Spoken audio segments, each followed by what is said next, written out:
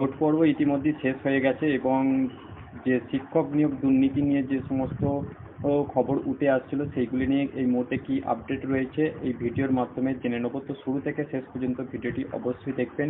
এখানে যোগ্য ও অযোগ্যদের যে তালিকা অর্থাৎ আলাদা আলাদা করে যে তালিকা প্রকাশের কথা বলা হয়েছিল সেইটি নিয়ে এই মুহূর্তে যে গুরুত্বপূর্ণ খবরটি উঠে আসছে শুক্রবার অর্থাৎ আজকে কিন্তু সেই সমস্ত প্রার্থীরা তারা কিন্তু একটি যৌথ সম্মেলন করার জন্য কিন্তু উদ্যোগ নেয় এবং উদ্যোগটি নেওয়া হয় সল্টলেকে। সেখানে থেকে সেই সমস্ত চাকরি প্রার্থীরা করুণাময়ীর মোড়ে সেখানে জমায়েত হন এবং আন্দোলনকারী শিক্ষকদের দাবি যে 30শে জুনের মধ্যে যোগ্য এবং অযোগ্যদের আলাদা করা হোক এবং সেটি যেন লিস্ট স্কুল সার্ভিস কমিশন যাতে তাড়াতাড়ি জমা দেয় সেইটাই নিয়ে তাদের দাবি। সেই দাবির পূর্বেই কিন্তু শুক্রবার সকালে একটি ক্রিকেট একাডেমির সামনে তারা কিন্তু জমায়েত হন।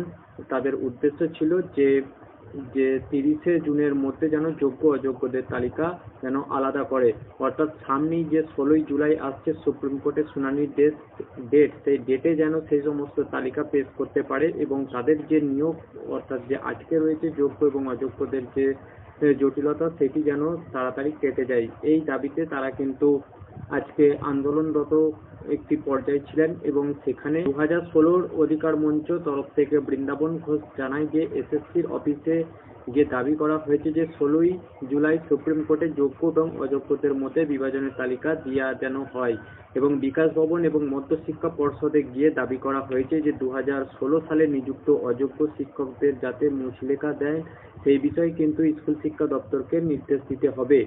সুপ্রিম কোর্টের অর্ডারে স্পষ্ট বলা আছে যাদের নিয়োগ অবৈধ বলে অভিযোগ কেবল তাদেরকেই মুচলেখা দিতে হবে, যোগ্যরা কোনো রকম মুচলেখা দেওয়া হবে না। তো আগামী যে 22শে এপ্রিল 2016 এসএসসির 25,753 জনের পুরো প্যানেলটাকে বাতিল করা হয়েছিল কলকাতা হাইকোর্টের তরফ থেকে।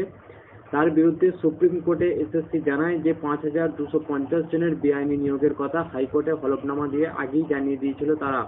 তাহলে পুরো প্যানেল বাতিল হলো কেন?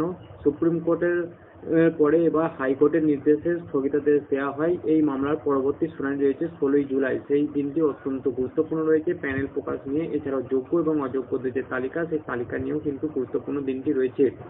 10 তারিখ থেকে সেই সমস্ত শিক্ষক নিয়োগ মামলার সমস্ত যে মামলা সেই মামলাগুলো কিন্তু শুনানি একে একে হিয়ারিং হবে।